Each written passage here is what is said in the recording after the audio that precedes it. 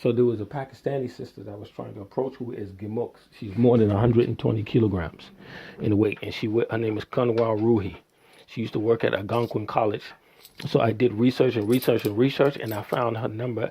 And then the relative said that she's right with me, and I gave salams to the relative, and the relative put her right on the phone. So the sister was saying, "No, I'm not with Algonquin College. That was a couple of years ago." And then I said, "Salam alaikum," and then she didn't respond. And then I said, "Salam alaikum" again. And this is a woman. If you see her profile in her image, she is sort of attractive, but she is really, really heavy set. I don't know if her father's still alive or not. So it's kind of like, so why are you calling and this and that? So I explained with the cover of Entrepreneurship and Business, but I'm really interested in her. So you can't come out and say like that you're interested in the person. Yeah, you have to say that you're interested in something that is platonic. You can't come out right away and say you're interested in a woman and you find a woman attractive. But the other ethnic groups, see, so when I'm studying people, is I see that people of the European related ethnicities are harder to give overtures towards marital things and relationships, which would make them pregnant and really be involved in committing to a man. They're hard. They're the hardest ethnic group to lock down, to bridle with. I don't want to use the word bridle because that's like an animal husbandry term, but they're the hardest people, white colored people, or people that are Aryan in ancestry. They're the most difficult people to deal with. The darker hued peoples are a lot easier, which is why a lot of the whiter skinned people are trying to reach into the darker skin complexion people and control their mating processes, our mating processes, our courtship. I don't want to use mating because that's also an animal husbandry term. Our courtship processes towards marriage. In Africa, leadership like good brother Mugabe and others are trying to fight that. They're trying to stop that.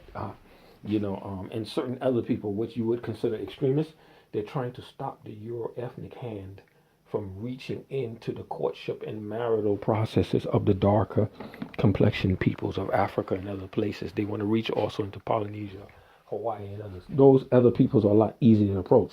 So I'm finding out that there's a lot of hardship involved with people,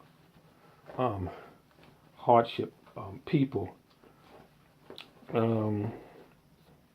Approaching people that are whiter or fairer skinned for marriage or to marry them. There's a lot of hardship, a lot of fun. Like the sister that is in the Gulf states that I've been trying to communicate with, she is a white American who was married to a Kuwaiti and he abused her.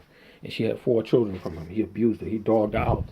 And he left her like that for decades, for years, with no husband. And she keeps herself busy so that she doesn't think about a man. So they were saying so that she feels lonely. People use the word lonely, but lonely cloaks the word randy or horny. She's horny and lonely for a man. But the lonely is the polite word. It's the respectable word, but it's really randy or in hot for a man. She wants to be with a man, but within halal. And there's no halal way to be with a man in today's circumstances. And the way society is arranged and set up, there's no way to properly be with a man. And then she has these 4 children that are picky and very choosy over what future man she would be with, even though the father dogged her out. Very choosy, and I guess she got the thumbs down when the children viewed my photograph. A picture, they gave her a thumbs down. She doesn't know what to do, but she has given a thumbs up. She likes me, but the children doesn't. So that kind of situation is a woman, like I heard from Haj Salim Mujahid, who's very good friends with Sheikh Maulana Imran Hussein, and also good friends with Sheikh Khalid Yassin, or had good relations, told me that there was an older woman who raised 4 children by herself, 3 children or whatever, and she had only exemplary deen or Islam. Her way she covered, her khimar, her dress, abaya, everything. And then what Hatsumi told me is that she had asked her sons, could she have permission, because since there was no father around, the father bucked off and left, could she marry Haj Salim? And the sons, Salim being one of the most pious Muslims in New York City, the sons told her no. They don't like him, even though he's muscular. Salim is muscular and quite tall. He's like 6'5", 6'4", something like that. 6'4", 6'3", 6'5", whatever. and muscular, and larger, much larger than and tall, quite tall, lanky, but muscular and lanky, huge. And they told her no, they don't give her permission. They don't like her to marry because they only see their mother as belonging to their father, even no matter how bad the father is. So the mother, they said she didn't commit suicide. This pious woman immediately, if not days or less than days, plural, DAYS, or a day later, whatever, the mother just died unexpectedly out of nowhere. No suicide, no nothing. She just expired when they told her that. She died. Almost, from what I heard the story from him and others, she died on the spot when they told her that. They said no. Yeah, the children said no. You're not going to marry. No, you're going. Yeah, and then she died. I don't know if it was days or the same moment. I hear a different narration, but she died. She died immediately. Once they told her that, the children. So this is what's going on.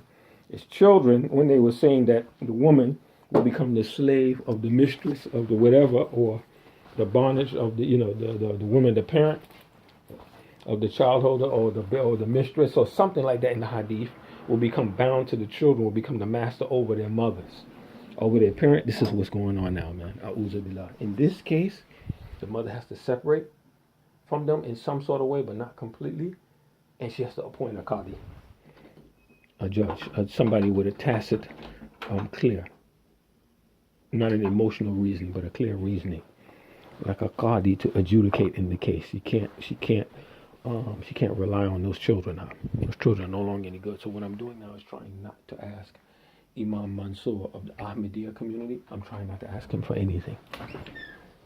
So that is solved. The Kanawar Ruhi thing, even though she's physically attractive, but she immediately got cold and distant with me. Yeah, immediately. I felt it cold and kind of like, no, and I'm not interested in that and whatever. So you wonder how a woman is big and the juicy is that. How are they having sex or getting themselves satisfied, stuff like that? So I have to accept that a lot of women that I find physically attractive, meaning like cutting down the looking of these women, a lot of these women are whorish, or they become the whore, WHRE, the whore meat of sex, the whore meat of zina, if they're not practicing Islam. If they become the meat of fornication, you can't have these women. These women are no good. And this woman wears a hijab on her head, but a lot of women dress like that, but she wears Western clothes, and you can see the butt, the big, huge buttocks and the wide hips. And the pants are pseudo tight, and the shape of the legs and the body, what they call in Arabic, the calf, a sock. You can see everything.